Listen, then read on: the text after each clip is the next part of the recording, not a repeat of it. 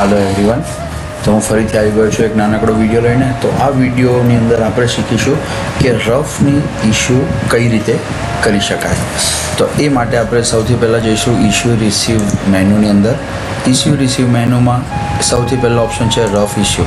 Rough issue પર click કરશો તમને બે ઓપ્શન દેખાશે, વ્યૂ અને એડ વ્યૂ।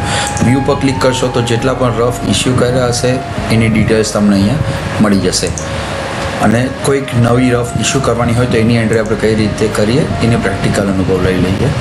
તો આજની ડેટ ઓટોમેટિક આવી જશે। પાર્ટી સિલેક્ટ કરી લેશો। જો પાર્ટી નહીં હોય તો તમે એડ ન્યૂ કરીને અહીંયાથી પાર્ટી એન્ટર કરી શકો છો અને પછી સબમિટ કરશો એટલે તમારી એન્ટ્રી આવી જશે પાર્ટી।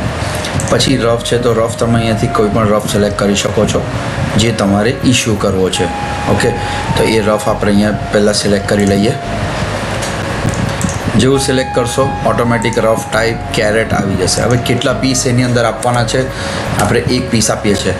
ઓકે, તો એક પીસ લખી દેશો અહીંયા અને પછી અહીંયા રિમાર્કની અંદર કંઈ પણ લખી દેશો। હું અહીંયા ડમી ડેટા લખું છું, તમે અહીંયા કંઈ પણ તમારી જે પણ નોટ લખવી હોય એ રિમાર્કની અંદર લખી શકો છો અને પછી સબમિટ કરી દેશો। તો જેવા સબમિટ કરશો તો એના ડેટાબેઝની અંદર સેવ થઈ જશે અને રફ ઇશ્યુની અંદર વ્યૂમાં જશો એટલે તમને એ એન્ટ્રી દેખાશે રફ 12ની, જોઈ શકો છો તમે, જેની અંદર આપણે એક પીસ ઇશ્યુ કર્યો છે। કેરેટ છે 3 અને એને લાસ્ટ ઓપ્શનમાં જોશો તમે તો એડિટ અને ડિલીટનો પણ ઓપ્શન આપ્યો છે। જો તમારે એડિટ કરવો હોય તો તમે અહીંયાથી એડિટ કરીને તમે 2 પીસ પણ કરી શકો છો। જેવા તમે 2 પીસ કરીને સબમિટ કરશો ફરીથી વ્યૂ પર જશો તો વ્યૂમાં તમને દેખાઈ જશે અહીંયા 2। તો આ રીતે તમે એને અપડેટ પણ કરી શકો છો અને ડિલીટ પણ કરી શકો છો।